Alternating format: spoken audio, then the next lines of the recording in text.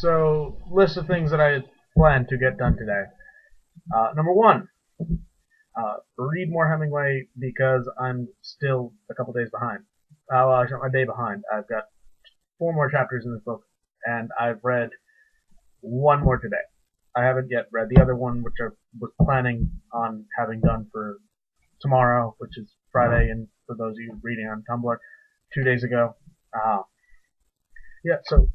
And also get packed for camping this weekend, which I'm now, if you're watching on Tumblr, just getting back from. This is going to be a very interesting post like this. Let's see, what else? I write a scene for a short film for my writing films and narrative class, and read 2 more chapters for writing research and technology and vlog about it. Also find my pens. Yeah, so one thing off of that list has been done. Yeah, I have not found my pens, which means I'm running without an outline today. I usually have an outline. So, this is going to be interesting, especially being as I still don't actually have that editing software that I was planning on getting eventually, and then learn to use to edit my videos and remove all of this points where I'm rambling and not talking rather, because I'm currently talking. I'm a little hyped up right now. We had to read 2 multimodal narratives today. Multimodal is another way of saying multimedia. To an extent, multimodal is what we use when we talk about academia. Multimedia is when we're talking about it in business sense. Multimodal really cares mostly about the modes which you're using, whereas multimedia really just cares about getting things out there.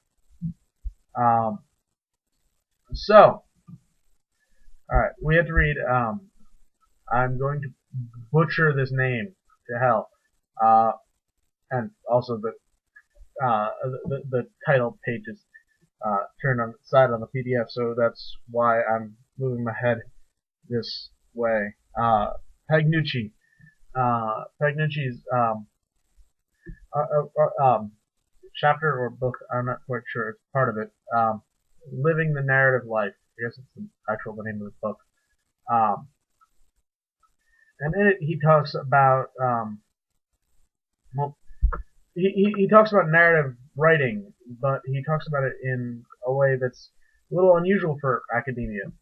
He doesn't use he uses academic writing style, but that's my roommate's foot.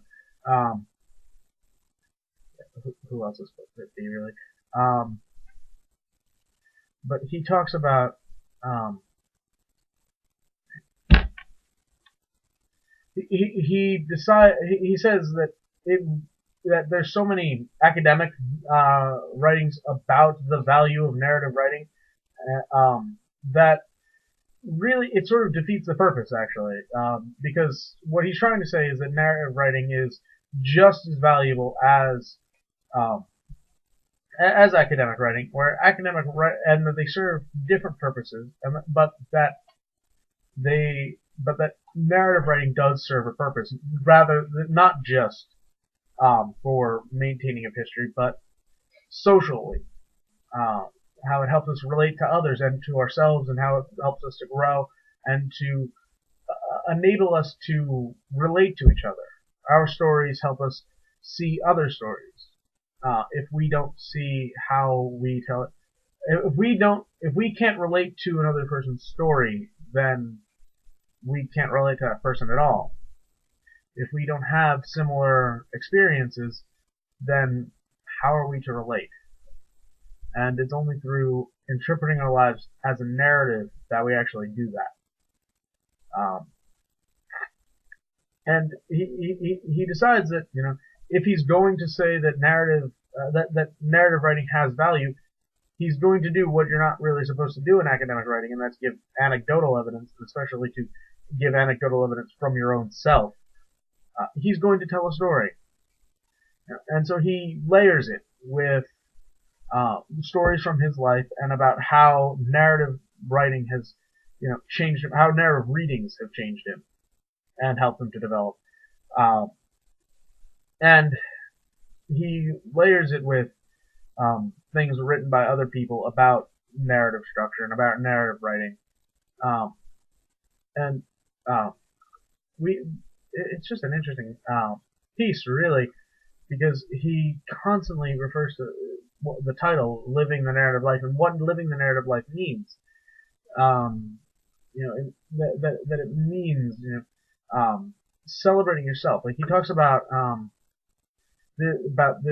he has students who will ask him if they can use I in their papers, and he says, why wouldn't you?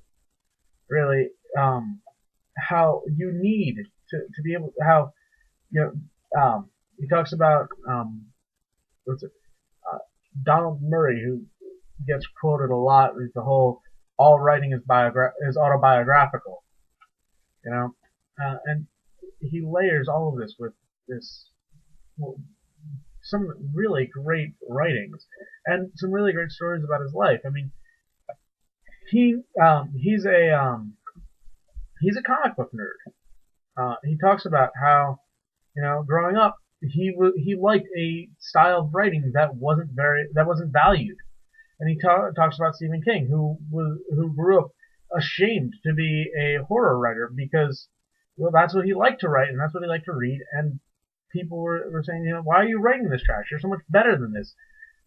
And really, I can relate to that because um, I, I did 2 reports on how last semester on how genre fiction does no one in academia seems to value it at all.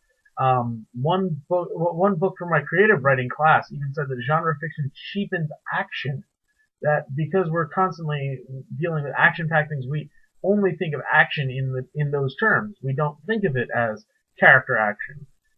And to which I respond, have you ever actually read a rather compelling drama, even if it does conform to genre? I mean, I've read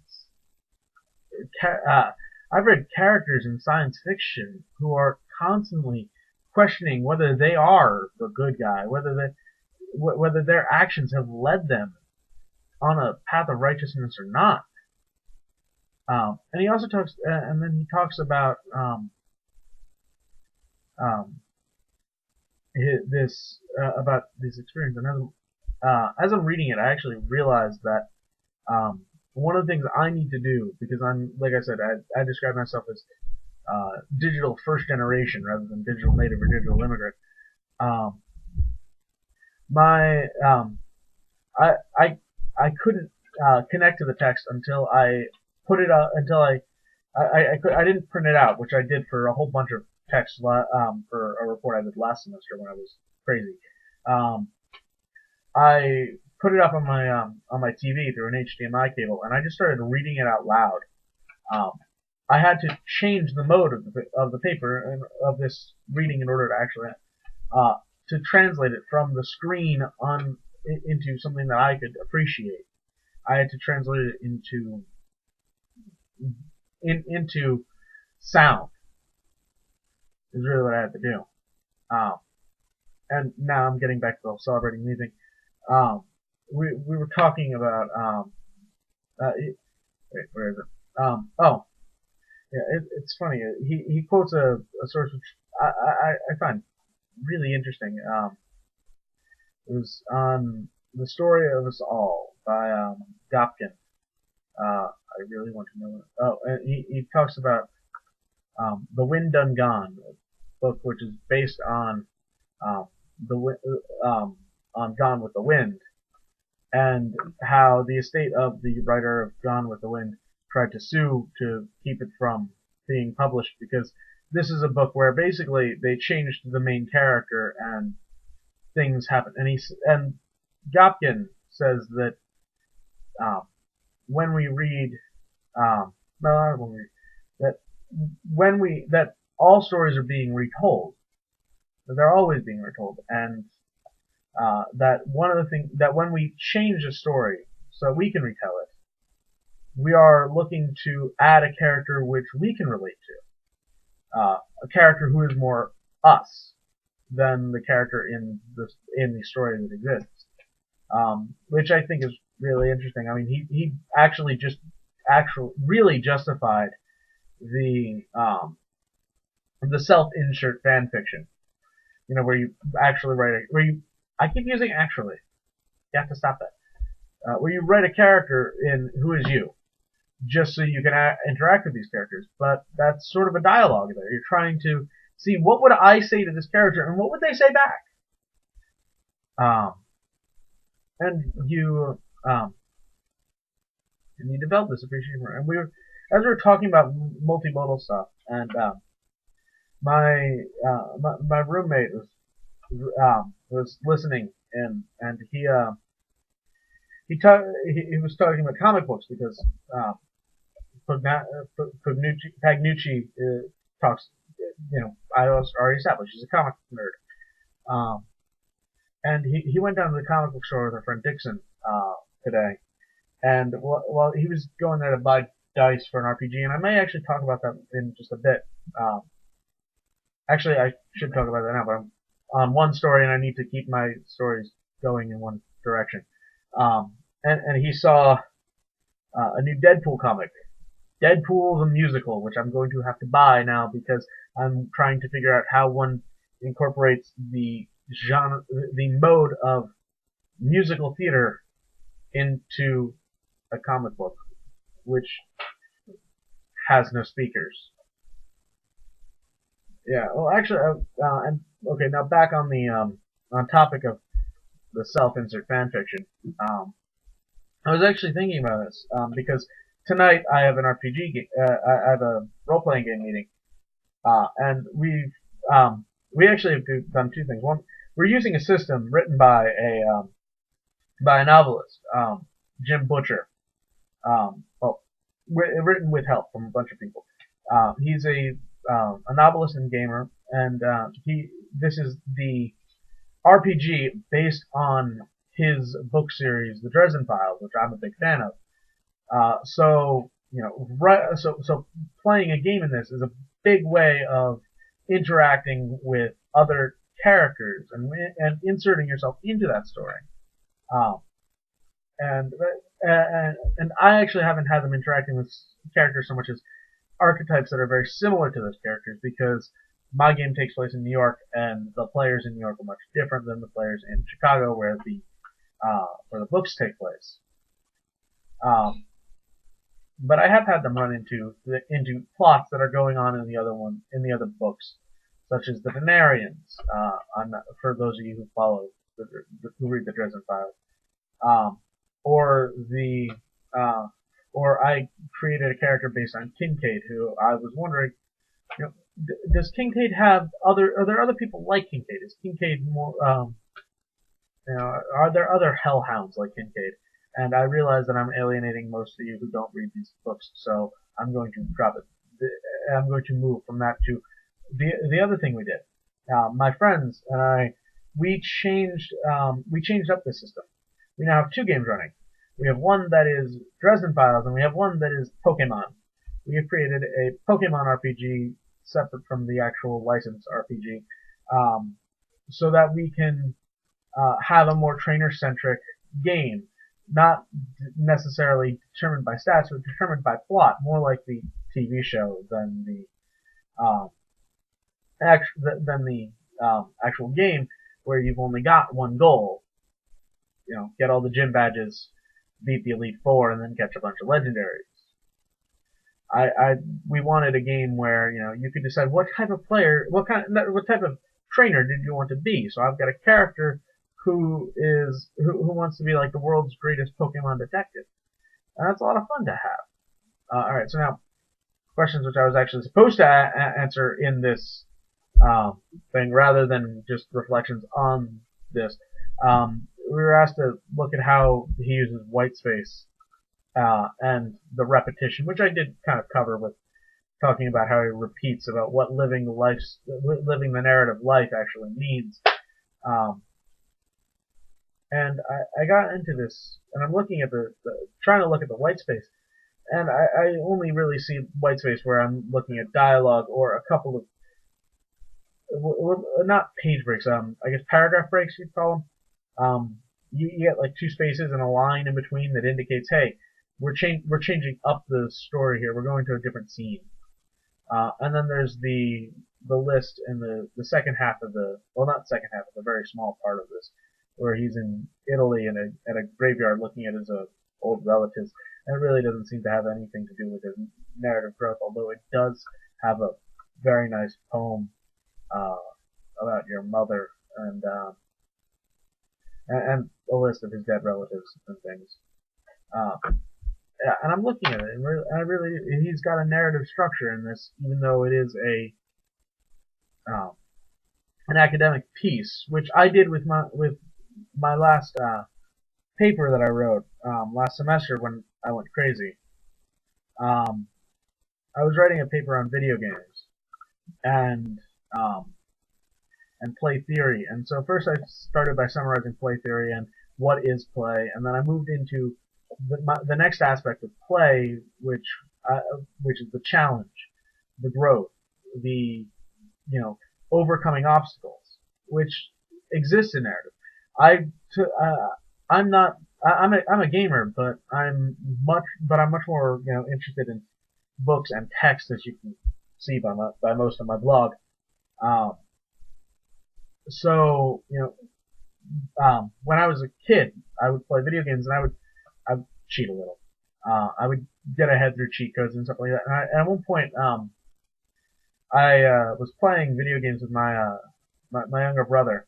Oh no, I wasn't playing. He was playing. I walked in last summer, and he was playing Ape Escape, this game from one of our kids.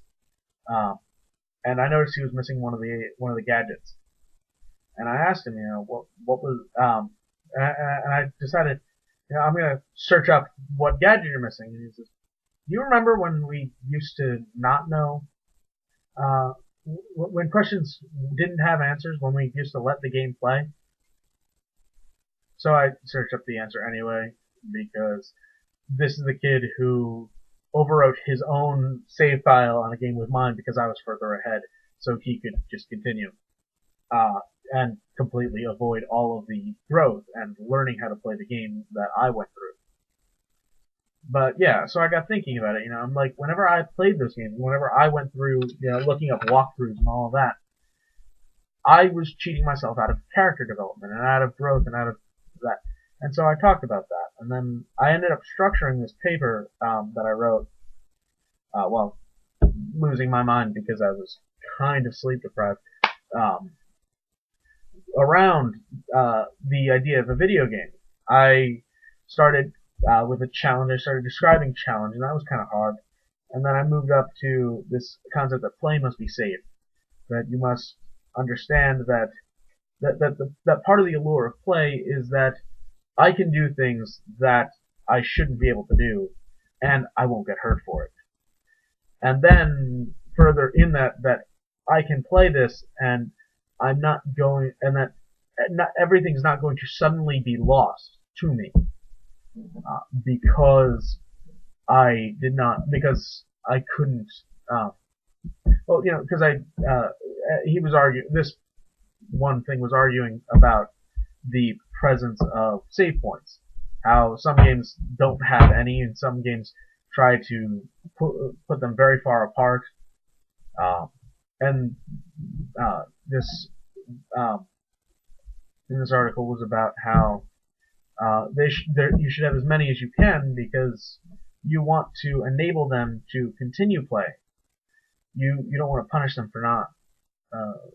You don't want to punish them for not being good. You want to give them opportunities to continue to be good. And so then I ended up with this climactic boss fight because I'm like, well, what do I need now? I'm like, okay, wait. So I had the challenge. I got better. I saved the game. Aha!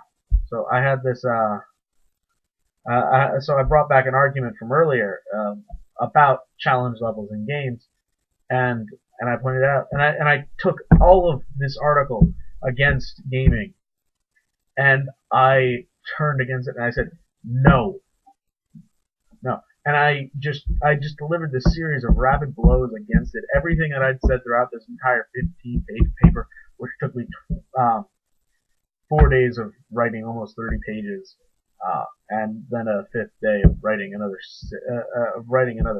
6 to in addition after cutting a whole bunch out, and then 24 hours of being awake to write this, and then nearly losing my mind.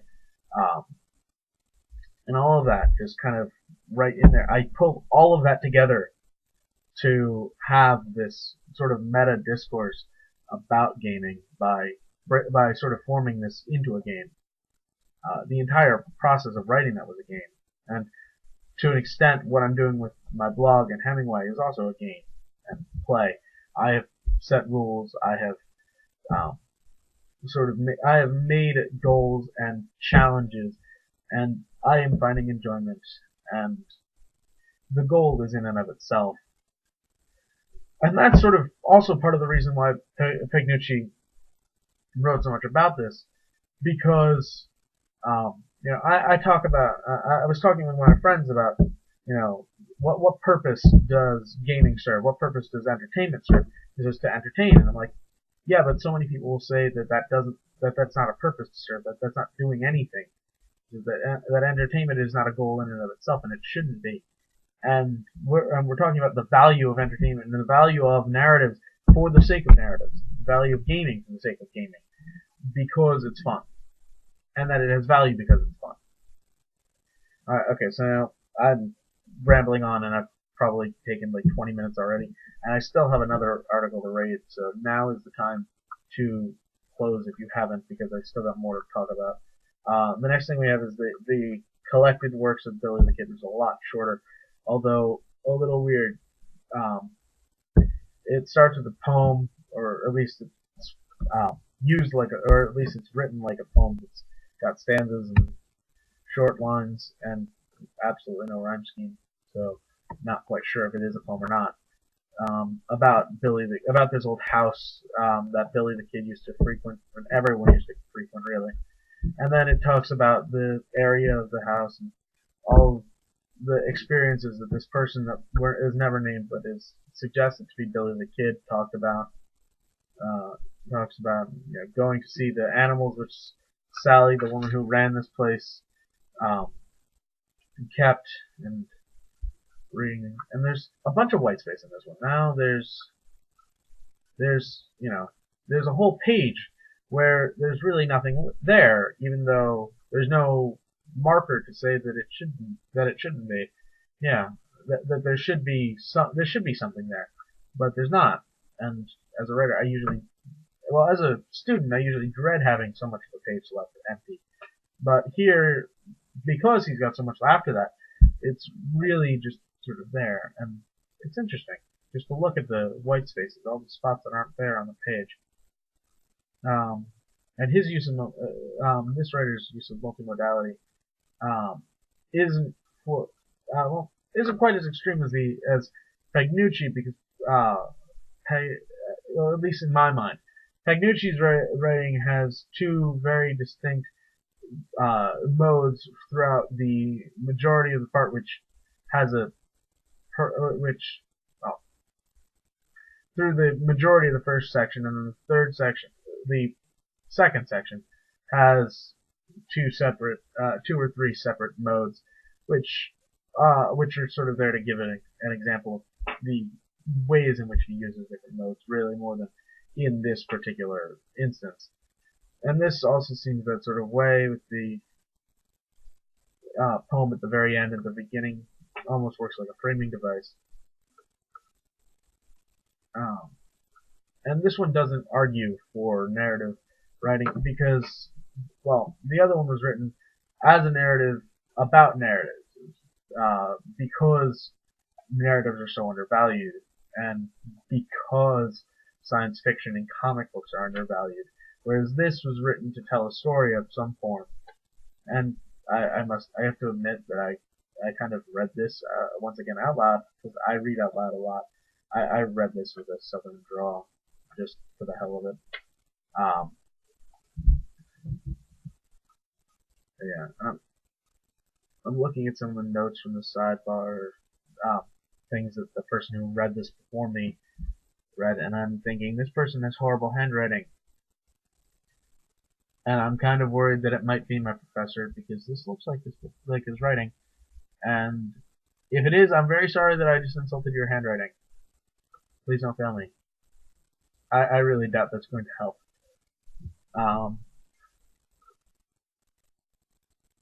Yeah, so the it's interesting though, because the way this house is described, and I will link in the description to this article and to the Pegnucci article. Um, it's both welcoming and it's in the middle of nowhere, and it's shut out. Everyone comes there at some point, but there's a scene where she just closes all the windows and closes all the doors, and no light can get in, where she's just shutting out everything.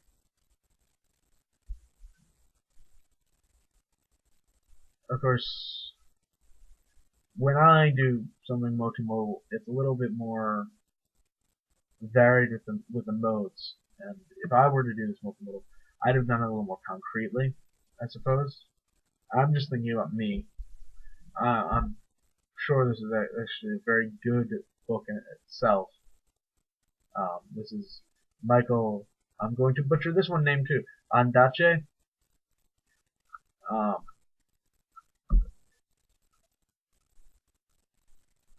yeah. So yeah, that's what I've got really. This this kind of nice feel for this house, but I don't really know where the what the different modes are for in this case. You know, I mean, there's this home before and after, but there's really not too much to deal with it. Oh, by the way, so turns out I have more followers than I thought, or actually I do have 2 more followers since yesterday, which might have changed since then. But at the time of my making this vlog on Thursday, which will then update on Tumblr on Sunday, I now have 15 followers, only 11 of whom I know personally. So thank you, people who follow me and apparently find me interesting enough to read or check what I reblog at the very least.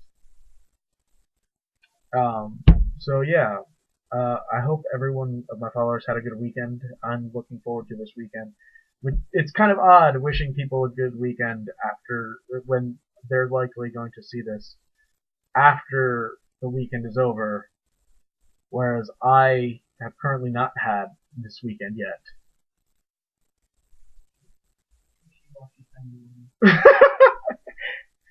I believe the phrase is wibbly wobbly timey wimey. Whatever. All right. You get the point. All right. This is David over and out. Why the hell did I just say that? All right. Crap. I didn't close the window. I clicked out of the window.